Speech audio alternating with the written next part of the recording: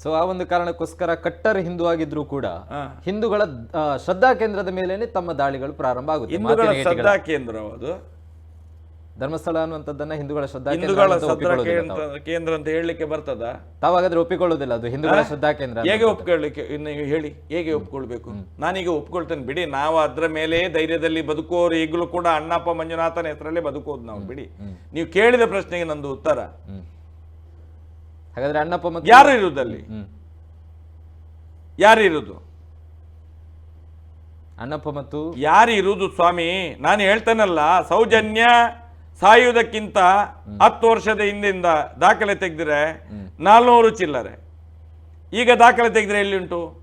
ಹಾಗಾದ್ರಲ್ಲಿ ಅತ್ಯಾಚಾರ ಕೊಲೆ ಮಾಡ್ತಿದ್ದವರು ಯಾರು? ಈಗ ಯಾಕೆ ಆಗುದಿಲ್ಲ ಈ 10 ವರ್ಷದಲ್ಲಿ ಸೌಜನ್ಯ ಸತ್ತ ಮೇಲೆ?